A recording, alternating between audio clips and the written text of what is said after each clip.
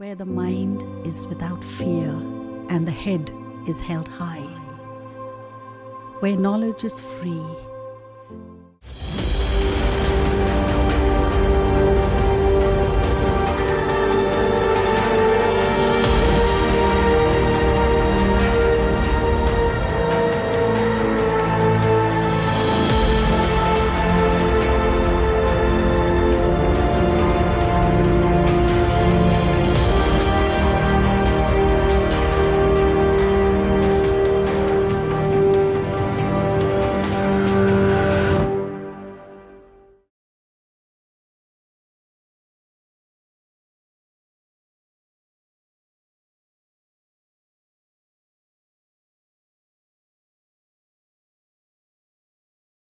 প্রিয় ছাত্রছাত্রী, আশা করি সকলে ভালো আছো। আমি জাকির হোসেন, মালদা রেলওয়ে স্কুলের ফিজিক্সের টিচার।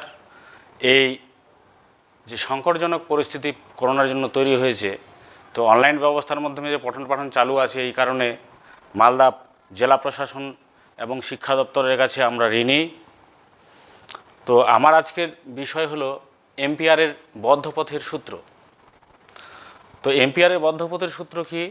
যে যদি এরকম একটা চৌম্বক ক্ষেত্র থাকে কোনো একটা জায়গায়, তো চৌম্বক ক্ষেত্রের মধ্যে একটা বদ্ধ পথ আছে, মনে করো এরকম একটা বদ্ধ পথ আছে, ক্লোজড পাথ। যদি বদ্ধ পথ থাকে, এই বদ্ধ পথের প্রতিটা বিন্দুতে, মনে করো এরকম একটা বিন্দু নিলাম পি। এই পি বিন্দুতে চৌম্বক ক্ষেত্রের মান যদি এরকম হয়, বি, মনে করো বি এরকম আছে, আর এখানে স্পর্শক টানলে এটা ডিএল বুঝাবে। এটার যদি অল্প অল্প অংশ কল্পনা করা যায়, তো একটা ডিএল লেংথ, এই লেংথটা, তো এখানে লেংথের অভিমুখ কোন দিকে হবে? খুব ক্ষুদ্র পথ যদি কল্পনা করি, তো লেংথের অভিমুখ এদিকে হবে ডিএল। তো এদের মধ্যবর্তী কোণ যদি থিটা হয়, তো এদের ডট প্রোডাক্ট হচ্ছে, যেহেতু বি ভেক্টর রাশি আর ডিএল ভেক্টর রাশি, তাহলে এদের মানে ডট প্রোডাক্ট হচ্ছে বি ডট ডিএল। এটা হচ্ছে ডট গুণ। তো এর ইন্টিগ্রাল, এর ইন্টিগ্রেশন হচ্ছে বি ডট ডিএল, আর এখানে এরকম চিহ্ন দিয়ে বলবো যে ক্লোজড পাথে হচ্ছে ইন্টিগ্রেশনটা। তো এটাকে আমরা লাইন ইন্টিগ্রাল বলি, বা চৌম্বক ক্ষেত্র ভেক্টরের রেখা সমাকল। এটাকে বলবো চৌম্বক ক্ষেত্র ভেক্টরের রেখা সমাকল। তাহলে চৌম্বক ক্ষেত্র ভেক্টরের রেখা সমাকল হচ্ছে বি ডট ডিএল। তাহলে বি ডট ডিএল কীভাবে নিলাম আমরা? তো এখানে বি এর অভিমুখ একটা যে কোনো দিকে থাকবে, এদিকে থাকতে পারে, এদিকে থাকতে পারে, যে কোনো দিকে থাকতে পারে। তো মনে করো পি বিন্দুতে বি এর অভিমুখ এই দিকে, আর এখানে যদি একটা ক্ষুদ্র পথ নেই, বদ্ধপথের মধ্যে একটা অংশ নেই ডিএল, তাহলে এখানে স্পর্শক টানতে হবে, সেটা হচ্ছে ডিএল। আর বি আর ডিএল এর মধ্যবর্তী কোণ থিটা, তাহলে এদের ডট গুণ হচ্ছে বি ডট ডিএল। আর এর ইন্টিগ্রেশন যদি টানি, তাহলে এটা হচ্ছে রেখা সমাকল। কার রেখা সমাকল? চৌম্বক ক্ষেত্র ভেক্টরের রেখা সমাকল। তো এম্পিয়ারের বদ্ধপথের সূত্র হচ্ছে, যদি এই বদ্ধপথের মধ্য দিয়ে আই কারেন্ট প্রবাহিত হয়, আই কারেন্ট প্রবাহিত হয়, এটা স্টেডি কারেন্ট হতে হবে, স্থির প্রবাহ। এই প্রবাহটা যদি সময়ের সঙ্গে সঙ্গে পরিবর্তন না হয়, তাহলে এম্পিয়ারের বদ্ধপথের সূত্র হচ্ছে যে কোনো চৌম্বক ক্ষেত্রে যদি আমরা একটা বদ্ধপথ কল্পনা করি, তাহলে বদ্ধপথের প্রতিটা বিন্দুতে রেখা সমাকলের মান হচ্ছে ওই বদ্ধপথের মধ্য দিয়ে প্রবাহিত প্রবাহ মাত্রার মিউ জিরো গুণ হবে, বা মিউ জিরো গুণ প্রবাহ মাত্রা হবে। তাহলে আমরা লিখতে পারি integration over B dot dl over closed loop equal to mu zero I. এটা যদি এই পাকটা যদি এনটা পথ থাকতো, তাহলে মিউ জিরো এন আই হয়ে যেত, কারণ একটা পাকের জন্য আই, তাহলে এন সংখ্যক পাকের জন্য হতো N I, mu zero N I. B dot DL equal to mu zero I, এটা হচ্ছে ম্যাথামেটিক্যাল ল। কার? এম্পিয়ারের বদ্ধপথের সূত্র। তো B dot DL circuital law বলা হয়। বি ডট ডিএল এটাকে, আর over integration over B dot DL এটাকে বলা হচ্ছে চৌম্বক ক্ষেত্র ভেক্টরের রেখা সমাকল।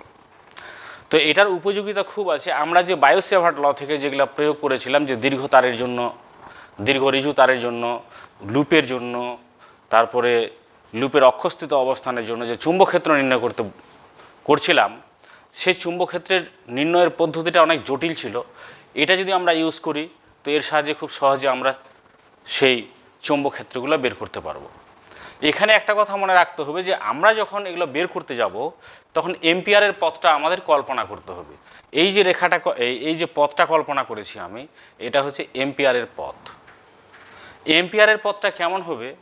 এম্পিয়ারের পথটা এমন হওয়া উচিত যাতে বি আর ডিএল এর অভিমুখ একই দিকে হয়। আর বি আর ডিএল এর অভিমুখ যদি একই দিকে হয় তাহলে আমরা লিখতে পারি বি প্যারালাল ডিএল। তার মানে বি আর ডিএল একই দিকে আছে। তাহলে বি আর ডিএল যদি একই দিকে থাকে তাহলে বি আর ডিএল এর মধ্যবর্তী কোণ কত হবে? থিটা ইকুয়াল টু 0 হবে। তাহলে B dot DL equal to আমরা কি লিখতে পারবো?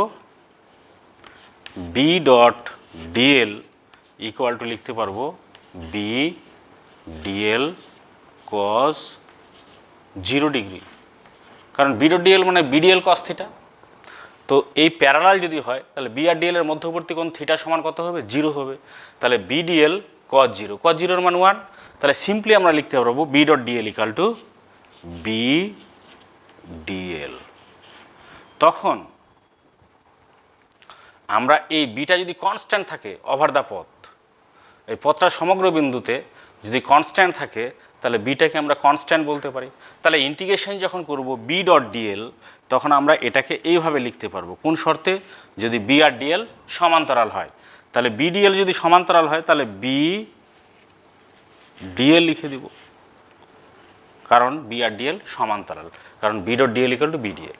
তাহলে এটা যদি সমান্তরাল হয় এবং বি যদি সর্বক্ষেত্রে কনস্ট্যান্ট থাকে তাহলে এই বিটাকে আমরা ইন্টিগ্রেশনের বাইরে নিয়ে আসতে পারবো। B integration over dl. এখন এই পথের দৈর্ঘ্য যদি আমার জানা থাকে তাহলে ইন্টিগ্রেশন ওভার ডিএল মানে কি হচ্ছে? সমগ্র পথটার দৈর্ঘ্যই হচ্ছে ইন্টিগ্রেশন ওভার ডিএল। তাহলে আমরা এটা করতে পারবো। কিন্তু বি প্যারালাল যদি ডিএল না হয় তাহলে এটার লাইন ইন্টিগ্রালটার ভ্যালুটা আমরা পাবো না। এম্পিয়ারের বদ্ধপথ সূত্রটাকে ইউজ করার একটাই নিয়ম হচ্ছে এমনভাবে আমাদের এম্পিয়ারের পথটা কল্পনা করতে হবে যাতে বি আর ডিএল পরস্পর সমান্তরাল হয়। তখন ওই পথটাকে বলবো আমরা এম্পিয়ারের পথ। এম্পিয়ারের পথ কেমন হতে পারে সেটা বলে দিচ্ছি, যে যদি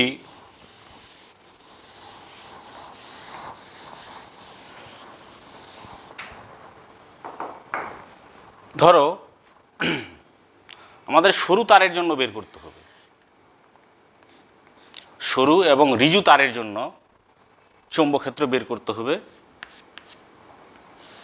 এখান থেকে তারটা থেকে আর দূরত্বে পি বিন্দুতে বের করতে হবে মনে করো। তাহলে এই এম্পিয়ারের বদ্ধপথটা কেমন হবে? এম্পিয়ারের বদ্ধপথ হবে বৃত্তাকার, আর এর অক্ষ দিয়ে এমনভাবে আঁকতে হবে যে অক্ষতে যাতে এর কেন্দ্র দিয়ে তারটা যায় আর বৃত্তের তলটার লম্বভাবে তারটা থাকে, পরিবাহীটা লম্বভাবে থাকে। এটা কেন করছি? এটা করার কারণ হচ্ছে যে এখানে যদি আমরা এই অংশটা নিই ডিএল, তাহলে ডিএল এর অভিমুখ হচ্ছে এর স্পর্শক বরাবর, এটা ডিএল। আর এটার জন্য চৌম্বক ক্ষেত্র এই দিকে হবে, কারণ আমরা জানি তারের বাঁদিকে কি হয়? ক্রস হয়। তাহলে চৌম্বক ক্ষেত্র এরকম যদি বৃত্তাকার বৃত্তটা এরকম থাকে আর তারটা যদি এই অনুভূমিক তলে বৃত্তটা থাকে তাহলে স্পর্শকটা এরকম হবে, আর তারের জন্য যে চৌম্বক ক্ষেত্র ওই স্পর্শকের দিকেই হবে। তাহলে এক্ষেত্রে বি আর ডিএল সমান্তরাল হবে। তাহলে এক্ষেত্রে কি করতে হবে? তারটাকে অক্ষ ধরে এই যে এটা যদি ও বিন্দু নিই, ওপি ব্যাসার্ধের একটা বৃত্ত আঁকতে হবে। ওই বৃত্তটাকে বলবো তখন আমরা এম্পিয়ারের পথ। আর ওই পথের অভ্যন্তরের মানে ওই পথের ভিতর দিয়ে আই তড়িৎ প্রবাহ মাত্রা হচ্ছে, আই প্রবাহ হচ্ছে।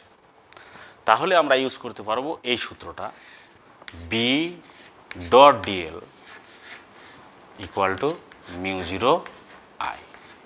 বলা হচ্ছে কোনো চৌম্বক ক্ষেত্রে যদি একটা বদ্ধপথ কল্পনা করা হয় তাহলে বদ্ধপথের প্রতিটা বিন্দুতে চৌম্বক ক্ষেত্র ভেক্টরটির পথ সমাকলের মান বা রেখা সমাকলের মান প্রবাহ মাত্রার মিউ জিরো গুণ হবে। তো মিউ জিরো হচ্ছে, এটা যদি শূন্য মাধ্যম হয় বা বায়ু মাধ্যম হয় তখন আমরা এখানকার মিউ জিরো ধরতে পারবো। এবার যদি এরকম হয়, তো আমরা প্রথমে করব এটার ইউজ প্রথমে করব দীর্ঘ পরিবাহীর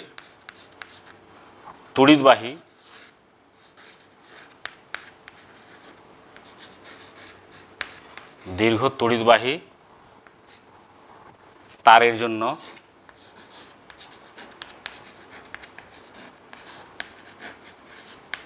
চৌম্বক ক্ষেত্র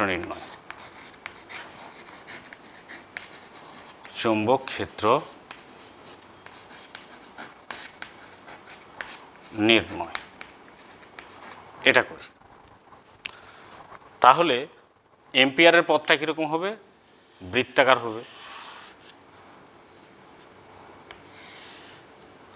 মনে করো তারটা বোর্ডের তলে আছে, তারটা যদি বোর্ডের তলে থাকে তাহলে এটা অনুভূমিক তলে আছে।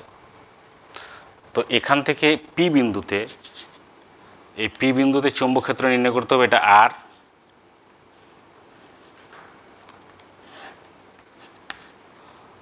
এটা বি এবং এটা ডিএল অভিমুখ এইদিকে, মানে বি প্যারালাল ডিএল। তাহলে আমরা লিখতে পারি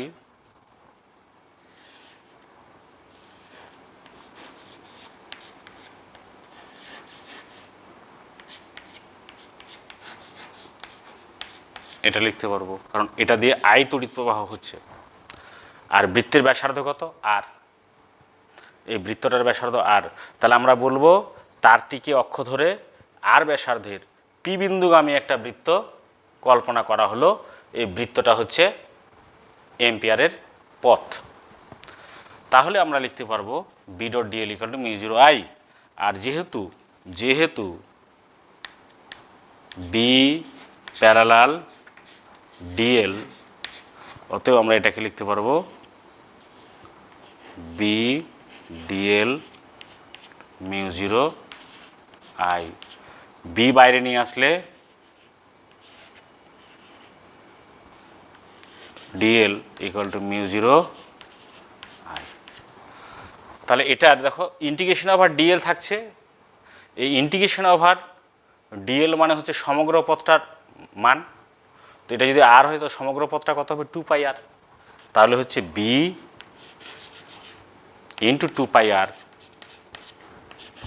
equal to mu zero I, বা বি ইকুয়াল টু হচ্ছে mu zero I by 2 pi R, বা mu zero by 4 pi into 2 pi I by আর।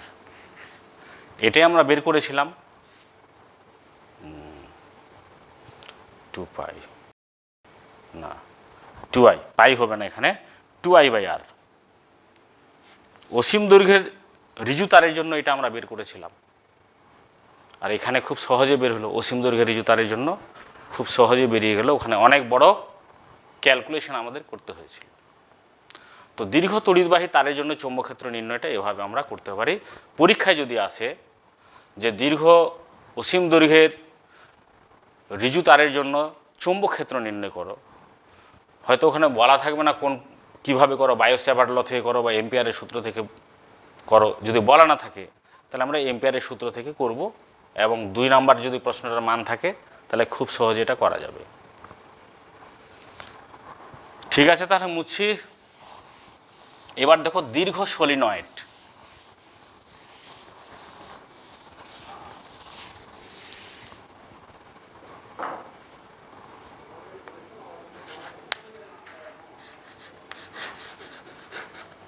দীর্ঘ সলিনয়েডের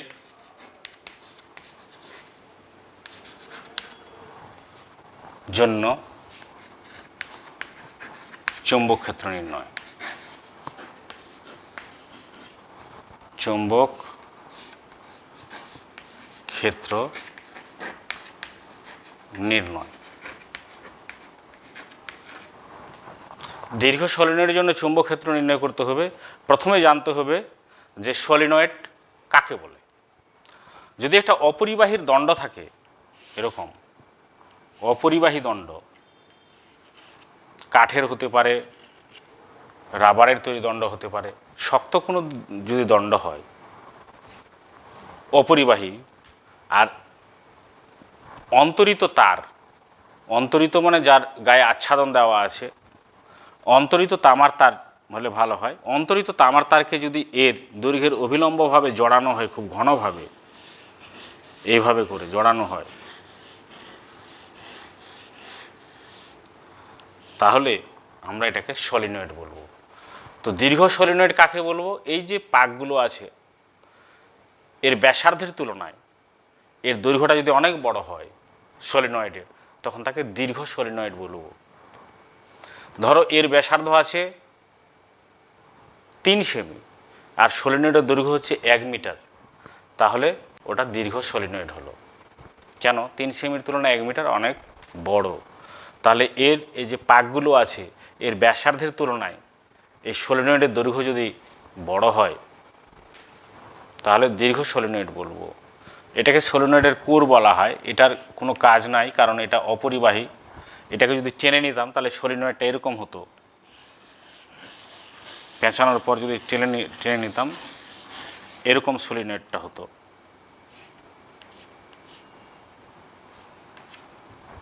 তো আমরা জানি এই সলিনয়েডটা অসংখ্য লুপ দিয়ে তৈরি আছে।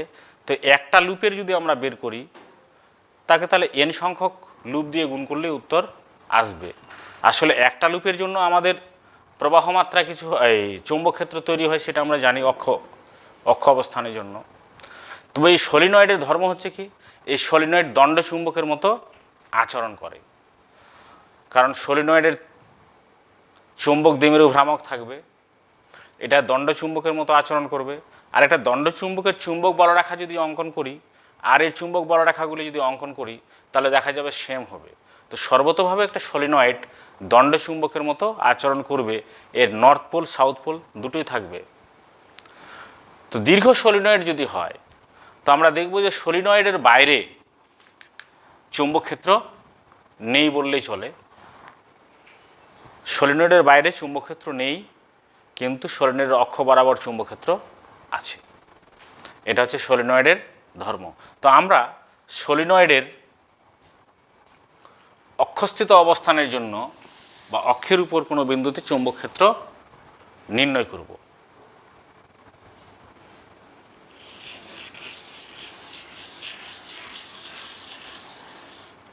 সলিনয়েডের অক্ষ বরাবর এটা রেখা কল্পনা করলাম।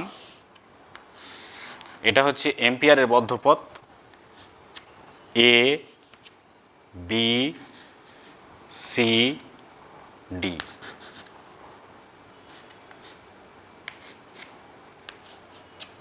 আয়তাকার একটা পথ কল্পনা করলাম।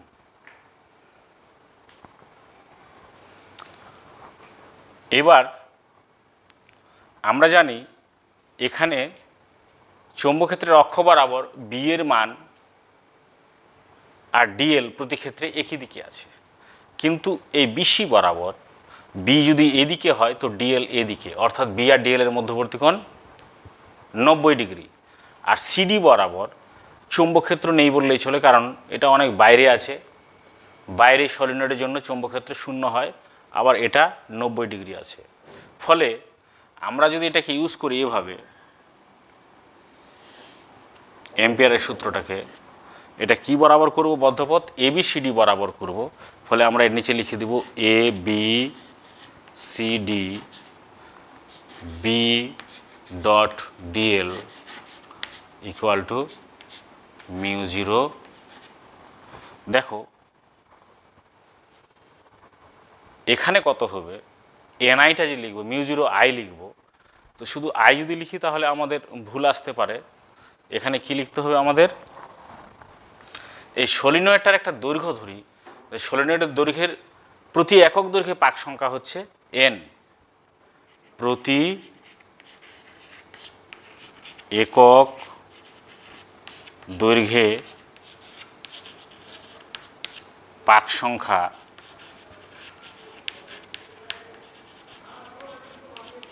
এন, তাহলে এল দৈর্ঘ্যে পাক সংখ্যা কত হবে? এল দৈর্ঘ্যে তাহলে এন সমান হবে প্রতি একক দৈর্ঘ্যে পাক সংখ্যা, মোট পাক সংখ্যা যদি এন হয় তাহলে n by L, n equal to হচ্ছে এন বাই এল। তাহলে এখানে মোট পাক কত আছে? টোটাল এন, এটা মোট পাক সংখ্যা এন বড় হাতের, আর ছোট হাতের এনটা হচ্ছে প্রতি একক দৈর্ঘ্যে পাক সংখ্যা, প্রতি একক দৈর্ঘ্যে পাক সংখ্যা স্মল এন। তাহলে স্মল এন ইকুয়াল টু হচ্ছে ক্যাপিটাল এন বাই এল, যেখানে এলটা হচ্ছে সলিনয়েডের মোট দৈর্ঘ্য।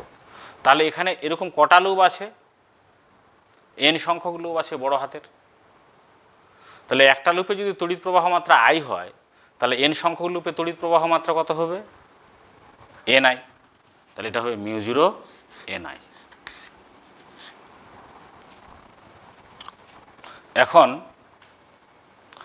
এটাকে আমরা বিস্তৃতি করতে পারি, কারণ এটা A B B dot DL plus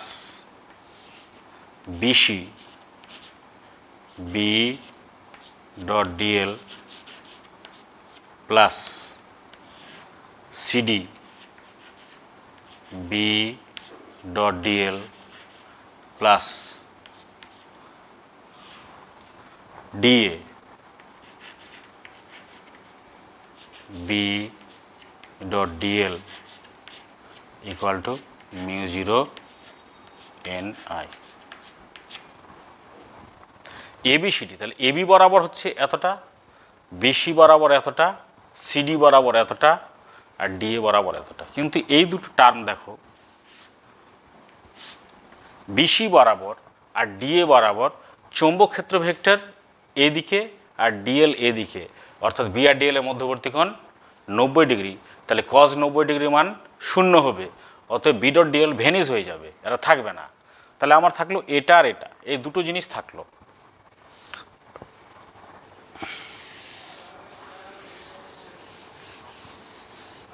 তাহলে আমরা লিখতে পারি, যেহেতু এই দুটো জিরো হচ্ছে, তাহলে আমরা লিখতে পারি এ বি বি ডট ডিএল। আর একটা ব্যাপার হচ্ছে যে যেহেতু বাইরে চৌম্বক ক্ষেত্র থাকবে না, সলিনয়েডের বাইরে চৌম্বক ক্ষেত্র শূন্য, তাহলে এটা শূন্য ধরা যায় প্রায়। তাহলে এটাও শূন্য হলো, এটাও শূন্য হলো, এটাও শূন্য হলো, তার থাকলো তাহলে এটা B dot DL equal to mu zero N I. তো এটা যেহেতু এবি বরাবর বি আর ডিএল এর অভিমুখ একই দিকে প্যারালাল, তাহলে B dot DL equal to আমরা বিডিএল লিখতে পারি। আবার বিটা কনস্ট্যান্ট বলে আমরা বিটাকে বাইরে, অক্ষ বরাবর সব জায়গায় চুম্বক ক্ষেত্র প্রায় সমান, তাহলে বিটাকে বাইরে লিখে আমরা ডিএল লিখে দিলাম মিউ জিরো এন আই। তো ডিএল ইন্টিগ্রেশন যদি করি তো এল দৈর্ঘ্য পাবো, কারণ সলিনয়েডের দৈর্ঘ্য এল। তাহলে বি ইন্টিগ্রেশন আবার DL equal to mu zero N I. এখান থেকে আমরা পাবো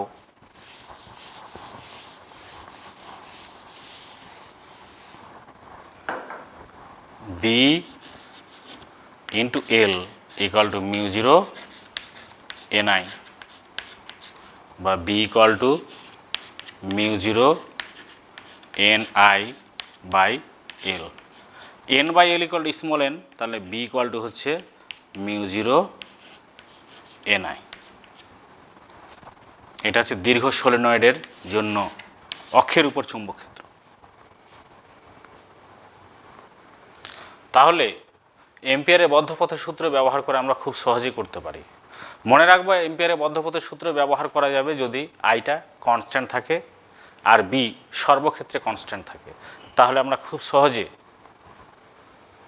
এম্পিয়ারের বদ্ধপথের সূত্র ব্যবহার করে বিশেষ বিশেষ ক্ষেত্রে চৌম্বক ক্ষেত্র নির্ণয় করতে পারি।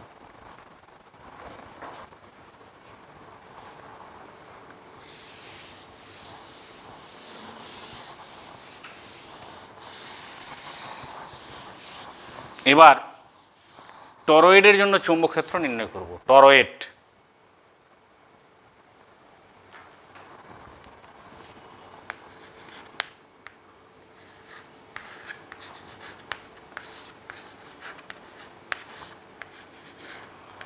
টরয়েডের জন্য চৌম্বক ক্ষেত্র।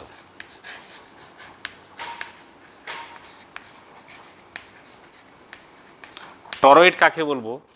একটা দীর্ঘ সলিনয়েডকে যদি আমি বৃত্তাকারে আকার করে দিই দীর্ঘ সলিনয়েডকে, তাহলে সেটা টরয়েড হলো।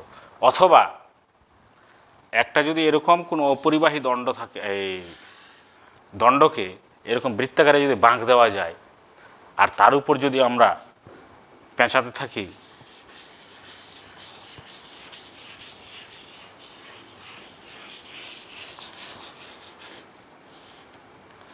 এইভাবে, তাহলে এটা টরয়েড হলো।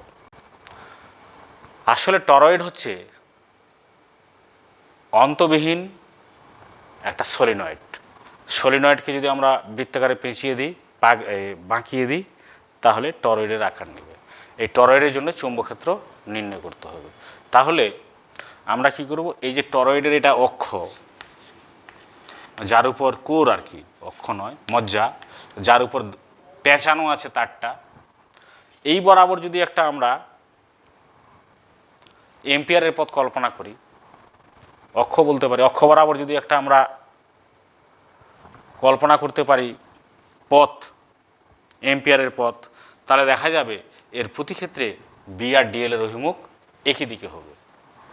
তো এইরকম যদি একটা অংশ আমরা ভাবি,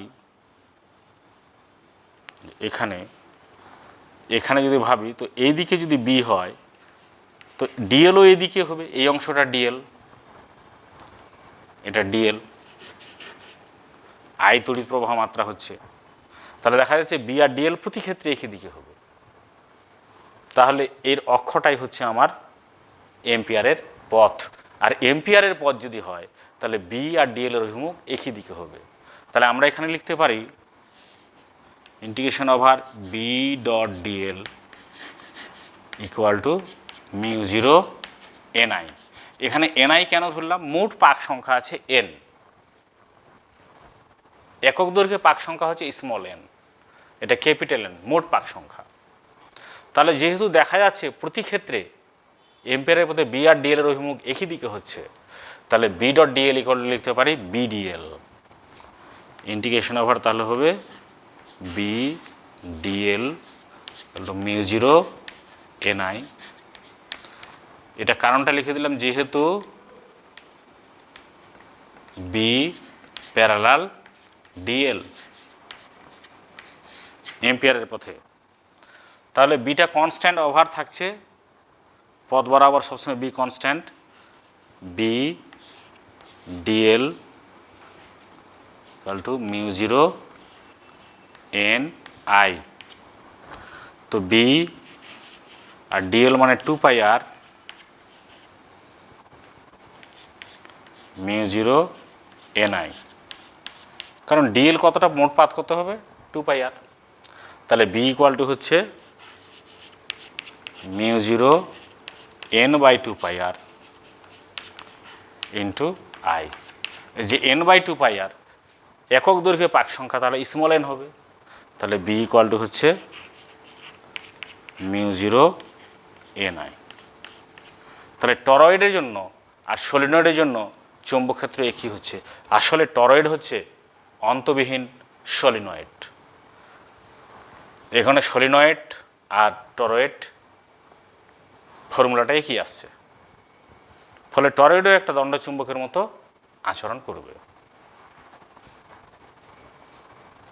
তাহলে চুম্বকত্ব চ্যাপ্টারে এম্পিয়ারের বদ্ধপতির সূত্র আমরা জেনেছি, বায়ো-স্যাভার্ট ল জেনেছি, আর জেনেছি যে কোনো পরিবাহী চৌম্বক ক্ষেত্রে অবস্থান করলে তার উপর মোট বল কত হয়। আমরা জানি যে কোনো পরিবাহী যদি চৌম্বক ক্ষেত্রে অবস্থান করে, তাহলে মোট বল এফ ইকুয়াল টু হচ্ছে বি আই এল, যেখানে বি হচ্ছে চৌম্বক ক্ষেত্র, আই হচ্ছে প্রবাহ মাত্রা ওই পরিবাহীর মধ্য দিয়ে, এল হচ্ছে পরিবাহীর লেংথ। এটা কখন হবে? যদি বি আর এল এর মধ্যবর্তী কোণ 0 হয়, 90 ডিগ্রি হয়, 90 ডিগ্রি হয়, বি আর এল এর মধ্যবর্তী কোণ 90 ডিগ্রি হয়। ফ্লেমিংয়ের বামহস্ত নিয়ম থেকে এই এফ এর মানটা আমরা পেয়ে যাই। আর গতিশীল আধানের জন্য কতটা বল হয় সেটাও আমরা জেনেছি, তড়িৎ চৌম্বক দ্বিমেরু সম্বন্ধেও জেনেছি। তাহলে আজকে স্পেশাল এক দুটা ক্ষেত্র আমি করিয়ে দিই। যে একটা পরিবাহী লুপ যদি চৌম্বক ক্ষেত্রে থাকে তাহলে সে কতটা বল অনুভব করবে। আয়তাকার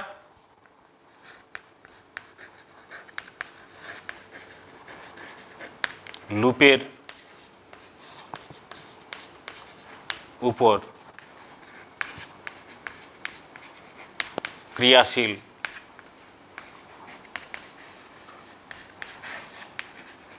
টর্ক,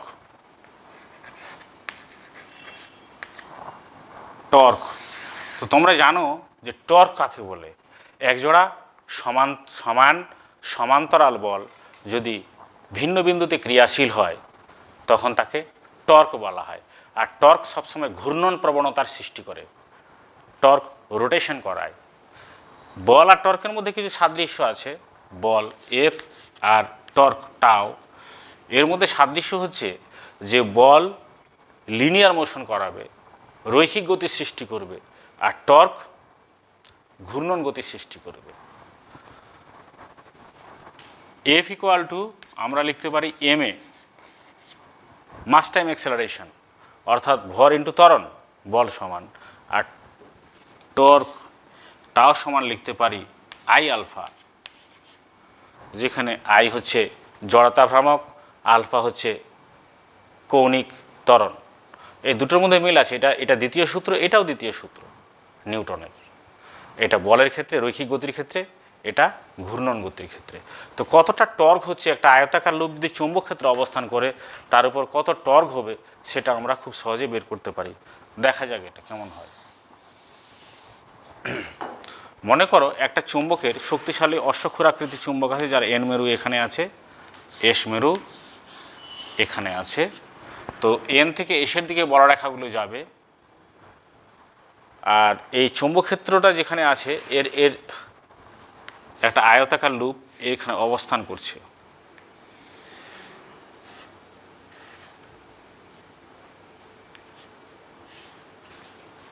এটা যদি আমরা পি কিউ আর এস বলি, আয়তাকার লুপটা তড়িৎবাহী আয়তাকার লুপ।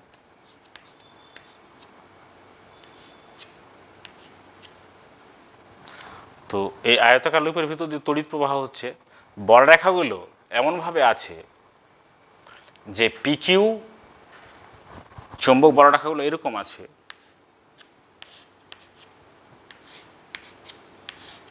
যে পিকিউ বাহু আর আরএস বাহুকে লম্বভাবে ছেদ করছে। আর এর এই তলটার উপর লম্ব এদিকে হবে, এর তলের লম্বের অভিলম্ব বরাবর চৌম্বক বলরেখাগুলো কাজ করছে। তলটার লম্ব এদিকে, তলের উপর যে লম্ব আছে তার অভিলম্ব বরাবর চৌম্বক বলরেখাগুলোই কাজ করছে। তাহলে দেখো এই যে আয়তাকার লুপের চারটা বাহু আছে, এই কিউআর বাহু আর পিএস বাহুর সমান্তরাল আছে। এটা চৌম্বক ক্ষেত্রের মান যদি বি হয় আর পিকিউ সমান আমরা এল ধরলাম দৈর্ঘ্যটা, আর কিউআর সমান ধরলাম বি, তাহলে লুপের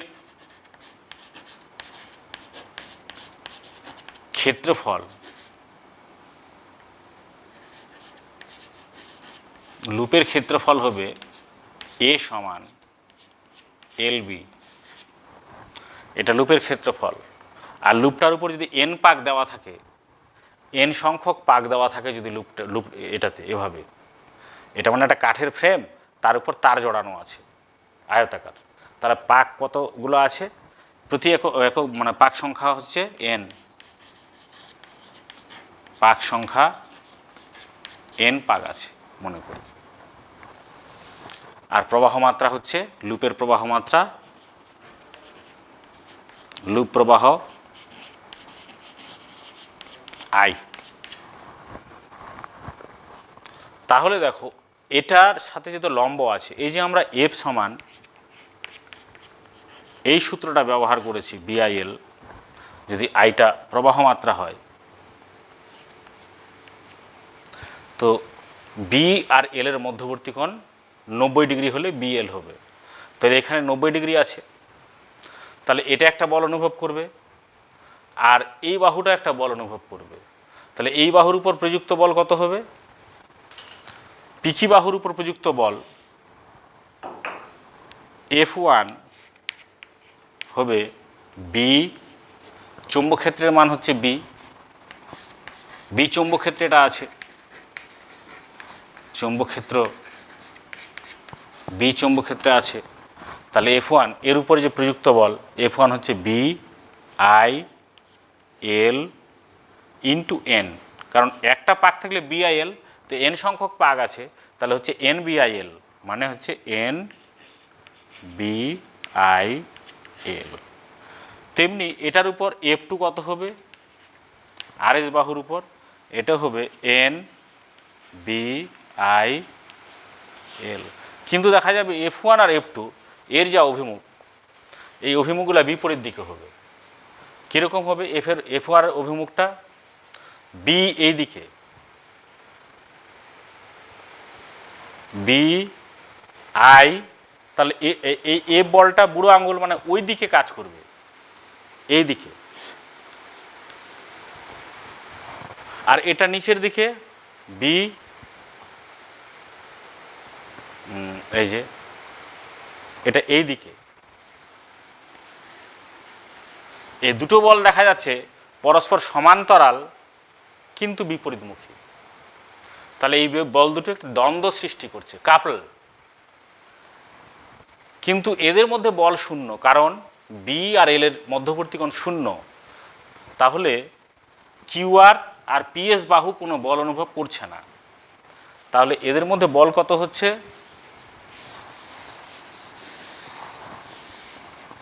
কিউআর পিএস বাহু কোনো বল অনুভব করছে না, এই কারণে যে আমরা এফ সমান জানি B I L sine theta. Theta হচ্ছে বি আর এল এর মধ্যবর্তী কোণ, তো বি আর এল এর মধ্যবর্তী কোণ কিউআর আর পিএস বাহুতে শূন্য, ফলে কিউআর আর পিএস বাহু কোনো বল অনুভব করে না। তাহলে পিকিউ আর এসআর এই দুটো বাহু বল অনুভব করছে। এই বল দুটো চিত্রে দেখিয়ে দিয়েছি। এই বল দুটো পরস্পর সমান, সমান্তরাল এবং ভিন্ন বিন্দুতে ক্রিয়াশীল। কিন্তু বল দুটির মধ্যবর্তী দূরত্ব কত? এল আই বি, কিউআর বাহুটাকে বি ধরেছি। তাহলে দ্বন্দ্বের ভ্রামক কত হবে? দ্বন্দ্বের ভ্রামক বা টর্ক হচ্ছে এফ ইন্টু বি, বল ইন্টু এর দুটি বলের মধ্যবর্তী দূরত্ব বি, কারণ কিউআর সমান আমরা বি ধরেছি। তাহলে হচ্ছে n B I L B, কিন্তু এল বি মানে হচ্ছে এ, তাহলে হচ্ছে এন বি আই এ। এতটা টর্ক অনুভব করবে, অর্থাৎ এটা একটা টর্ক অনুভব করবে, যে টর্কের জন্য এটা ঘুরবে। এই টর্কটা কি হচ্ছে? এর যে লম্ব এই নর্মাল যদি এরকম টানি, এটাকে কি করবে? ওই দিকে ঘুরাবে, মানে এটা এদিকে হবে, কিউআর বাহুটা এদিকে আসবে আর এসআর বাহুটা ওই দিকে যাবে, এরকম করে ঘুরবে টর্কটা। অর্থাৎ এর লম্বটাকে চৌম্বক ক্ষেত্রের সমান্তরাল করার চেষ্টা করবে এই টর্কটা। তো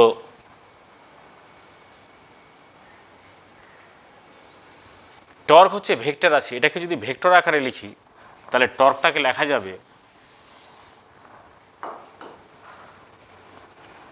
টর্ক টাও সমান আমরা লিখতে পারবো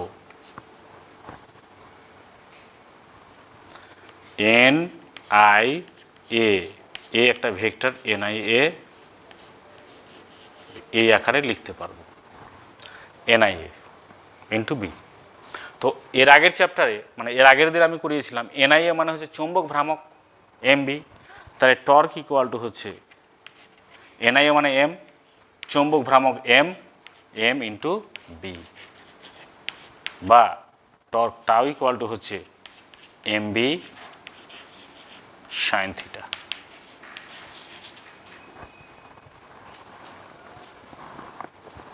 তাহলে টর্কের অভিমুখ এই এম বি থেকে তোমরা বলতে পারবে টর্কের অভিমুখ কোন দিকে হচ্ছে। অর্থাৎ আয়তাকার লুপ সুষম চৌম্বক ক্ষেত্রে যদি রাখা যায় তাহলে সে একটা টর্ক অনুভব করবে। এই টর্কটা কি করবে, লুপের যে নর্মাল অভিলম্বকে চৌম্বক ক্ষেত্রের দিকে অ্যালাইন করার চেষ্টা করবে, ওই দিকে অ্যালাইন করবে, ফলে এটা ঘুরতে থাকবে। আবার একটা বল অনুভব এইভাবে ক্রমশ এই লুপটা চৌম্বক ক্ষেত্রে ঘুরতে থাকবে। এটা হচ্ছে আয়তাকার লুপের উপর ক্রিয়াশীল টর্কের মান। তাহলে আমরা দেখতে পাচ্ছি যে আয়তাকার লুপ হচ্ছে এমবি সাইন থিটা, কিন্তু একটা দণ্ডচুম্বককে যদি আমরা চৌম্বক ক্ষেত্রে রাখি, একটা দণ্ডচুম্বককে চৌম্বক ক্ষেত্রে রাখি, দণ্ডচুম্বকের উপর ক্রিয়াশীল টর্ক কত হয়? দণ্ডচুম্বকের উপর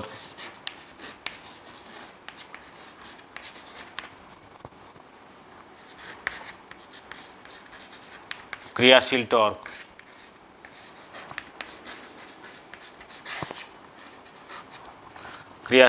টাও ইকুয়াল টু হয় এমবি সাইন থিটা। তাহলে আমরা দেখতে পাচ্ছি আয়তাকার লুপ দণ্ডচুম্বকের মতো আচরণ করে। এর আগের দিন আমরা দেখিয়েছিলাম যে বৃত্তাকার লুপ দণ্ডচুম্বকের মতো আচরণ করে। ফলে আমরা বলতে পারি যে কোনো পরিবাহী লুপ, যে কোনো আকারের পরিবাহী লুপ হয়, তার ভিতরে যদি তড়িৎ প্রবাহ হয় সে দণ্ডচুম্বকের মতো আচরণ করবে, অর্থাৎ তার চৌম্বক ভ্রামক থাকবে। তোমাদের এটাও বলেছিলাম যে চুম্বকত্বের মূল কারণ হচ্ছে চৌম্বক ভ্রামক। আর চৌম্বক ভ্রামক কেন তৈরি হচ্ছে আমরা দেখতে পাচ্ছি তড়িৎ প্রবাহের জন্য। ফলে চুম্বকত্বের মূল কারণ হচ্ছে তড়িৎ প্রবাহ। আমরা যদি কোনো পরমাণুর দিকে তাকাই, পরমাণুতে ইলেকট্রনগুলো ঘুরে বিভিন্ন তলে ঘুরে একটা লুপ সৃষ্টি করে। এই লুপগুলো চৌম্বক ক্ষেত্রে এই চৌম্বক ভ্রামকের জন্য দায়ী। ফলে যে কোনো পরমাণুতে অসংখ্য চৌম্বক ভ্রামক আছে। এই চৌম্বক ভ্রামকগুলো বিভিন্ন দিকে থাকার জন্য মোট চৌম্বক ক্ষেত্র শূন্য হচ্ছে, ফলে তারা চুম্বকত্ব প্রকাশ পাচ্ছে না। কিন্তু কিছু কিছু পদার্থের মধ্যে কি হচ্ছে, বাহ্যিক চুম্বক ক্ষেত্র দিলে তারা অ্যালাইনমেন্ট হয়ে যায় এবং তার চুম্বক ধর্ম প্রকাশ পায়, যেমন লোহা, নিকেল, কোবাল্ট। তাহলে আমরা দেখতে পাচ্ছি যে চুম্বকত্বের মূল কারণ দুটি, একটা হচ্ছে তড়িৎ প্রবাহ আর একটা হচ্ছে ইন্ট্রিনসিক ম্যাগনেটিক মোমেন্ট। এই দুটি কারণে চুম্বকত্ব সৃষ্টি হয়।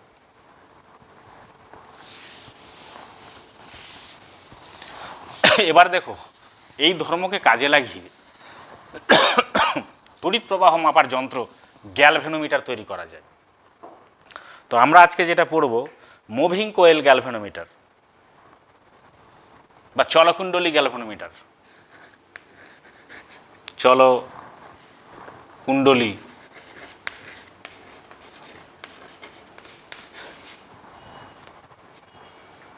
চলকুণ্ডলী গ্যালভেনোমিটার।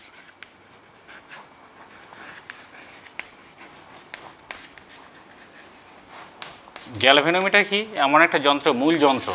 এই গ্যালভেনোমিটারকে আমরা এমিটারে রূপান্তরিত করতে পারি, আর গ্যালভেনোমিটারকে আমরা ভোল্টমিটারে রূপান্তরিত করতে পারি। এমিটার তড়িৎ প্রবাহ মাপে, ভোল্টমিটার বিভব প্রভেদ মাপে। তাহলে মূল যন্ত্র হচ্ছে গ্যালভেনোমিটার। তো গ্যালভেনোমিটার অনেক রকমের আছে। এখানে আমরা চলকুণ্ডলী গ্যালভেনোমিটার সম্বন্ধে পড়ব, কারণ এই গ্যালভেনোমিটারে যে কুণ্ডলীটা থাকে সেটাই নড়াচড়া করে, মুভিং করে। এইখানে এর নাম হচ্ছে moving coil galvanometer. Moving coil গ্যালভেনোমিটার।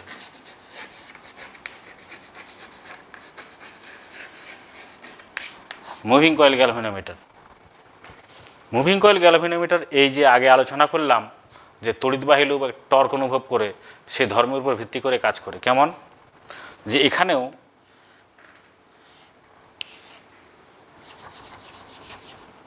একটা অশ্বক্ষুর আকৃতির চুম্বকের দুটা বাহু আছে এন, দুটা মেরু আছে এস। এর মাঝখানে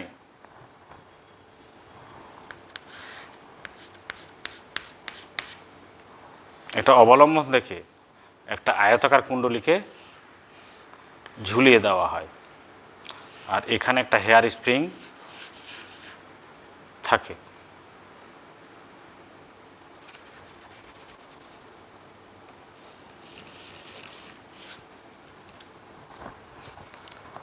এটা হচ্ছে আমাদের আয়তাকার কুণ্ডলী, এর ভিতর দিয়ে তড়িৎ প্রবাহ হয়। এটাও কাঠের বা কোনো অপরিবাহীর উপর অনেকগুলো পাক দেওয়া থাকে এটাতে। আর এটা একটা অবলম্বন থেকে ঝুলছে, অবলম্বন এটা রজ্জু, এটা বা সুতা। এই সুতাটা এখানে ফসফর ব্রোঞ্জ দিয়ে তৈরি হয়, পরিবাহী সুতা, যার ভিতর দিয়ে তড়িৎ প্রবাহ হয়। আর এটা ফসফর ব্রোঞ্জ দিয়ে তৈরি হওয়ার জন্য এটার দুটো ধর্ম প্রকাশ পায়। একটা হচ্ছে এটা তড়িৎবাহী হয়, আর দ্বিতীয়ত হচ্ছে এর মানে মোচড় গুণাঙ্কটা অনেক বড় বেশি হয়। এই কারণে এখানে ফসফর ব্রোঞ্জ ব্যবহার করা হয়। আর এটা দিয়ে কারেন্ট এসে এখানে একটা দিয়ে কারেন্ট যাবে, একটা দিয়ে ঢুকবে, এরকম হবে। তো এখানে একটা আয়না, ছোট্ট একটা মিরর, গোলাকার মিরর লাগানো আছে। মিরর বা আয়না ছোট্ট। আর এখানে বাইরের থেকে এরকম জায়গা থেকে আলো ফেলা হয় আয়নার উপর। আর যদি সুইচ অন করি তাহলে এই কয়েলের ভিতর দিয়ে তড়িৎ প্রবাহ হবে। চৌম্বক ক্ষেত্রগুলো তো এরকম আছে। তখন কি হবে, এটা টর্ক অনুভব করবে। এ যদি টর্ক অনুভব করে তখন এটা ঘুরবে, এরকম করে ঘুরবে, কারণ এখানে অভিলম্ব টানলে অভিলম্বটা ওই দিকে অ্যালাইন করার চেষ্টা করবে, ওকে ঘোরাবে। তো এটা যদি ঘুরে যায় তাহলে সঙ্গে সঙ্গে সুতাটাও ঘুরবে। সুতা যদি ঘুরে যায় আয়নাটাও ঘুরবে। তো আয়না কী করবে, রিফ্লেকশন করবে লাইটটাকে। তো লাইটটা, এটা যদি না ঘুরতো তো এখানে রিফ্লেকশন করে কি ব্যাক করতো লাইটটা এরকম একটা জায়গার উপর। কিন্তু যেহেতু এটা ঘুরে যাবে তখন এটা এরকম আসবে না, এটা এরকম গিয়ে একটা অন্য জায়গায় পড়বে। এই ডিফ্লেকশনটা, লাইটের ডিফ্লেকশন কত হচ্ছে, এটা লিনিয়ার স্কেলে যদি মাপি তাহলে আমরা মাপতে পারবো কতটা ডিফ্লেকশন হচ্ছে। তাহলে এই মিররটার কাজ হচ্ছে রিফ্লেক্টর। এর লম্বভাবে আলো ফেলা হয়। যখন আলো ফেলাবো আর এখানে সুইচ দিব তখন এটার ভিতর দিয়ে কারেন্ট প্রবাহের জন্য এটা টর্ক অনুভব করবে। টর্ক অনুভব করলে এটা ঘুরে যাবে। এরকম করে যখনই ঘুরবে আয়নাটা ঘুরে যাবে। আমরা জানি আপতিত রশ্মি যদি থিটা কোণে ঘুরে তাহলে প্রতিফলিত রশ্মিও 2 থিটা কোণে ঘুরে যাবে। তো ব্যাপারটা কীরকম হচ্ছে, এটা মিরর মনে করো, আয়না, এটা পর্দা। তো এমনি যদি এখান থেকে লাইট সোর্স থাকে তো এই আয়নার উপর যদি পড়ে তো আয়না থেকে আলো সরাসরি এখানে যাবে। কিন্তু আয়নাটা ঘুরে যাচ্ছে, একটু ঘুরে যাচ্ছে, এটা ঘোরার জন্য টর্ক, এটা ঘোরার জন্য আয়না ঘুরছে। তো আয়নাটা মনে করো এরকম ঘুরলো, এরকম হয়ে গেল আয়নাটা ঘুরে। তো থিটা কোণ করলো, থিটা কোণে ঘুরলো, তাহলে প্রতিফলিত রশ্মিটা 2 থিটা কোণে ঘুরবে। এরকম এখানে গিয়ে পড়বে এখন আলোটা। আগে এখানে পড়তো, এখন এখানে পড়ছে। এটা ডি, স্মল ডি দূরে পড়ছে এখন ধরো। আর আয়না থেকে এই পর্দার দূরত্ব যদি ক্যাপিটাল ডি হয় তাহলে এটা হচ্ছে 2 থিটা। 2 থিটা কোণ হচ্ছে তৈরি। তাহলে আমরা লিখতে পারি D by D equal to 2 theta. তাহলে D equal to 2 theta D. ফলে থিটা মেজার করতে পারবো আমরা, বা থিটা ইকুয়াল টু হচ্ছে ডি বাই 2 ডি। থিটা কোণটা মেজার করতে পারবো আর কি। থিটা কত হচ্ছে ওখান থেকে, থিটা ইকুয়াল টু হচ্ছে ডি বাই 2 ডি। অর্থাৎ এই থিটা কোণটা মাপতে পারবো কিভাবে, যদি আমি এখান থেকে আলোটা কত দূরে পড়লে, এটা স্কেল বড়, খুব সহজে মাপতে পারবো কত দূরে পড়ছে ডি। আর পর্দা থেকে এই আয়নার দূরত্ব, এখানে যে পর্দাটা লাগানো থাকবে, স্কেলটা যেখান থেকে লাইটটা এর উপর ফেলা হবে, তো এর দূরত্ব আমার জানা আছে। এই দুটো দূরত্ব জানা থাকলে থিটা আমরা পেয়ে যাব। এখন আমরা জানি এর উপর ক্রিয়াশীল টর্ক কত হবে, এটা আমরা জানি। এই লুপের ক্ষেত্রফল যদি এ হয় আর চৌম্বক ক্ষেত্র যদি বি হয় তাহলে এর উপর ক্রিয়াশীল টর্ক টাউ ইকুয়াল টু হবে এন বি আই এ। এতটা টর্ক হবে। এই টর্কের জন্য এটা ঘুরে যাবে। এটা যখন ঘুরে যাবে তাহলে এটা মোচড় খাবে, এই সুতোটা মোচড় খাবে অথবা হেয়ার স্প্রিংটা মোচড় খাবে। ফলে ওকে কী করবে, আগের অবস্থায় ফিরিয়ে আনতে চাইবে, প্রত্যানয়ন করতে চাইবে, রেস্টোর করতে চাইবে আগের অবস্থায়। তাহলে এর উপরে একটা রেস্টোরিং ফোর্স কাজ করবে।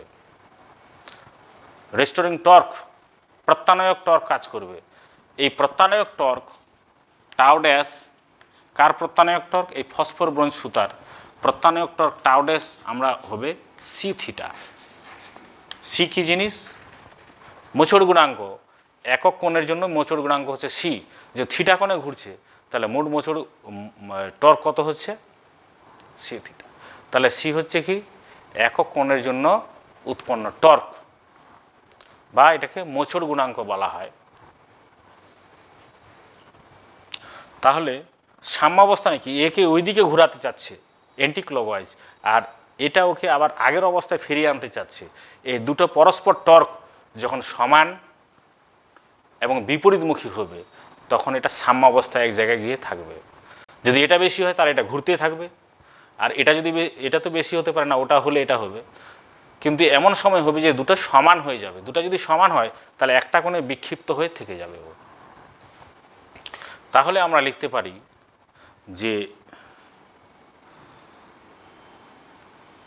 N B I A equal to C theta. তাহলে আই সমান হচ্ছে C by n B A theta. এই ইকুয়েশন থেকে আমরা দেখতে পাচ্ছি যে প্রবাহ মাত্রা থিটার সমানুপাতিক, কারণ এটা তো কনস্ট্যান্ট একটার জন্য। এন বি এ সি এগুলো কনস্ট্যান্ট। এটা যদি কনস্ট্যান্ট হয় তাহলে আই সমানুপাতিক হচ্ছে থিটা। অর্থাৎ যত বেশি কোণে বিক্ষেপ ঘটবে তত বেশি কারেন্ট আছে আমরা বলতে পারবো। ফলে থিটা যদি আমরা মেজার করতে পারি তাহলে আই সহজে মেজার করতে পারবো, মাপতে পারবো। আর থিটা কি করে মেজার করব? থিটা এই ইকুয়েশন থেকে মেজার করবো। Theta equal to d by 2d। এটা এই যন্ত্রটা থেকে খুব সহজে আমরা খুব সূক্ষ্ম প্রবাহ মাত্রা কারেন্ট কতটা যাচ্ছে সেটা মেপে নিতে পারবো। অর্থাৎ কারেন্ট মাপার খুব সহজ উপায় হচ্ছে মুভিং কয়েল গ্যালভানোমিটার। এটার সাহায্যে খুব ক্ষুদ্র কারেন্ট মাপতে পারি। তো এই গেল মুভিং কয়েল গ্যালভানোমিটার বা চলকুণ্ডলী গ্যালভানোমিটারের বিবরণ এবং প্রিন্সিপাল। এখন আমরা কতগুলো টার্ম জানব। একটা হচ্ছে গ্যালভানোমিটারের সুবিদিতা।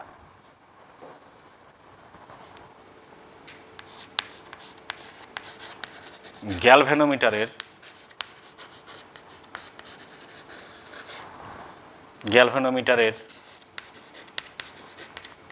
সুবিদিতা, সেন্সিটিভিটি। গ্যালভানোমিটারের সুবিধাটা কি? যদি আমরা দেখি যে ক্ষুদ্র প্রবাহ মাত্রার জন্য বিক্ষেপ বেশি হচ্ছে তাহলে সেই গ্যালভানোমিটারকে আমরা বেশি সুবিধি বলবো। অর্থাৎ একক প্রবাহ মাত্রার জন্য বিক্ষেপকেই তার সুবিদিতা বলা হয়। খুব অল্প প্রবাহ মাত্রার জন্য যদি বিক্ষেপ বেশি হয় তাহলে তার সুবিদিতা বেশি। তাহলে সুবিদিতা বা সেন্সিটিভিটি, সুবিদিতা সমান হচ্ছে থিটা বাই আই বা ডি থিটা বাই ডিআই। অনেকে ডি থিটা বাই ডিআইও বলতে পারে, ডি থিটা বাই ডিআই। অর্থাৎ আই যত বেশি হবে কম হবে সুবিদিতা তত বেশি হবে। আই যদি কম হয়, ডি থিটা যদি বেশি হয়, সুবিদিতা বেশি। অর্থাৎ ক্ষুদ্র প্রবাহ মাত্রার জন্য বিক্ষেপ কোণ যত বেশি হবে সেই গ্যালভানোমিটার তত বেশি সুবিধি। তো এখান থেকে আমরা দেখতে পাচ্ছি থিটা বাই আই সমান কত হবে। তাহলে থিটা বাই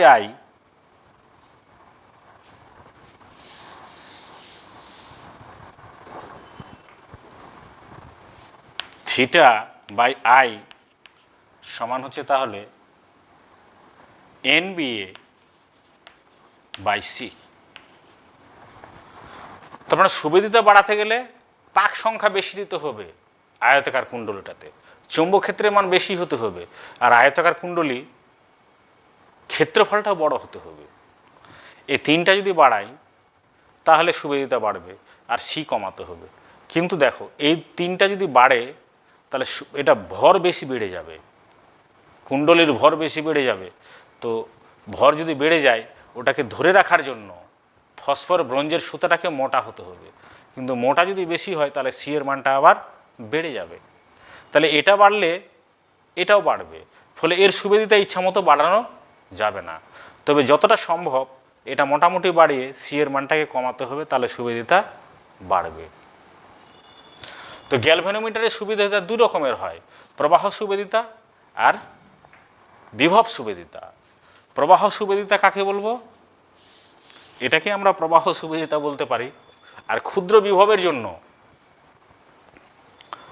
গ্যালভ্যানোমিটার দুই প্রান্তে যদি ক্ষুদ্র বিভব প্রয়োগ করা যায়, তাহলে যে যদি বেশি বিক্ষেপ হয় তাহলে তাকে বিভব সুবিধিতা বলা হয়। তো গ্যালভ্যানোমিটার সুবিধা দুরকম হতে পারে, প্রবাহ সুবিধিতা আর বিভব সুবিধিতা। তো এই গেল চলকুণ্ডলী গ্যালভ্যানোমিটারের কার্যনীতি।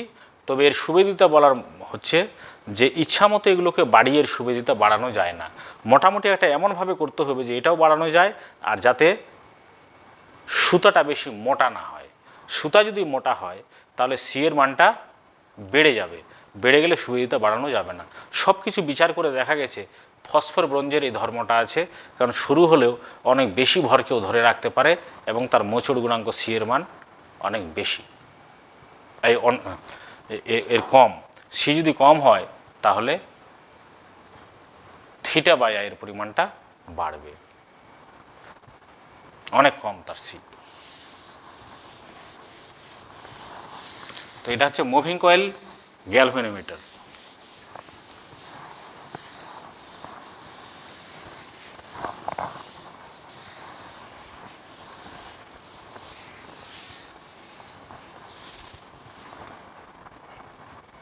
তাহলে আমরা দেখলাম যে চৌম্বক ক্ষেত্রে যে আমরা পড়ছিলাম, চৌম্বক ক্ষেত্রে গতিশীল আধান কতটা বল অনুভব করে সেটা আমরা পড়লাম। বায়ো স্যাভার্ট ল পড়েছি, আর এম্পিয়ারে বদ্ধপথের সূত্র পড়া গেছে, তার ব্যবহারিক প্রয়োগগুলো দীর্ঘ তারের জন্য কতটা হয়, লুপের জন্য কতটা হয়, লুপের অক্ষস্থিত অবস্থানের জন্য কতটা হয়, টরয়েডের জন্য কতটা হয়, সলিনয়েডের জন্য কতটা হবে, এবং পরিবাহী তার কতটা বল অনুভব করবে সেটা আমরা পেয়েছি। মোটামুটি এগুলো হয়ে গেছে। এবং চৌম্বক ভ্রামক, যে চৌম্বক ভ্রামক আমরা পড়েছিলাম, চৌম্বক ভ্রামক এম সমান এনআইএ, এটাও আমরা পড়েছি। অর্থাৎ লুপের ভিতর দিয়ে যদি প্রবাহ মাত্রা হয় সেটা চৌম্বক ভ্রামক তার থাকবে, অর্থাৎ দণ্ড চুম্বকের মতো আচরণ করবে। কার দণ্ড চুম্বক কেমন হয় সেটাও আমরা জেনেছি। তাহলে মোটামুটি এই চ্যাপ্টারটা ক্লোজড করা যাবে। আমরা এরপরে যেগুলো পড়ব, চৌম্বক পদার্থের কতগুলো ধর্ম, তিরশ্চৌম্বক পদার্থ, পরাচৌম্বক পদার্থ, অয়স্চৌম্বক পদার্থ, চৌম্বক প্রবণতা, চৌম্বক গ্রাহিতা, এগুলো সম্বন্ধে এরপরে আলোচনা করব এবং আমরা চুম্বকীয় আবেশে যেতে পারবো।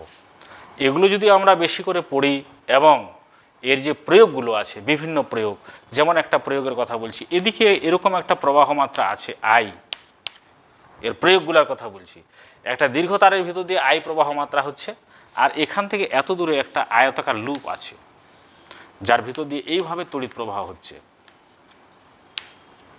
এই লুপটা এখান থেকে মনে করো এ দূরে আছে, আর এর প্রতিটা বাহুর দৈর্ঘ্য হচ্ছে এ। তাহলে কতটা বল অনুভব করবে এবং বলটা কীরকম হবে তোমরা ভেবে দেখো। সমান্তরাল পরিবাহী যদি হয়, আই প্রবাহ মাত্রা হচ্ছে এর ভিতর দিয়ে, এটা আই, এটা আই ড্যাশ। সমান্তরাল যদি প্রবাহ হয় তাহলে এদের মধ্যে আকর্ষণ বল হবে এবং এই আকর্ষণ বলটা এটাকে এদিকে টানবে, তাহলে এটা বিপরীত প্রবাহ, এটা বিকর্ষণ হবে। তাহলে এদিকে একটা এ বল প্রয়োগ করবে আর এটা ওই দিকেও একটা বল প্রয়োগ করবে, কিন্তু এরা কোনো বল অনুভব করবে না, কারণ এটার অভিলম্ব দিকে এটা আছে, তাহলে এরা কোনো বল অনুভব করবে না, এটা বল অনুভব করবে। তো এটা বল অনুভব করার জন্য কি হবে, এটা আসলে এটা এদিকে এবং এটা এদিকে, তাহলে এটা প্রসারিত হয়ে যাবে, এটা আসলে আস্তে আস্তে বৃত্তাকার লুপ নিতে পারে। তো এর প্রয়োগগুলো আমাদের করতে হবে। এর প্রয়োগগুলো দেখবে বিভিন্ন বই আছে, এবিসি বই আছে, তারপরে মহাদেব দাস খান আছে, এগুলো যদি পড়ো তাহলে এর প্রয়োগগুলো তোমরা বুঝতে পারবে। আর যদি কোনো অসুবিধা হয় আমার ফোন নাম্বারটা দিয়ে দিচ্ছি 8145737373 এই নাম্বারে হোয়াটসঅ্যাপ করে আমার কাছ থেকে কোনো সমস্যার সমাধান, নিট ওরিয়েন্টেড বা জেই অ্যাডভান্স এগুলোর জন্য যদি কোনো সমস্যা হয় এখান থেকে হোয়াটসঅ্যাপ করে আমার কাছে জানতে পারো। আমি যত সম্ভব তোমাদের অ্যান্সার দেওয়ার চেষ্টা করব।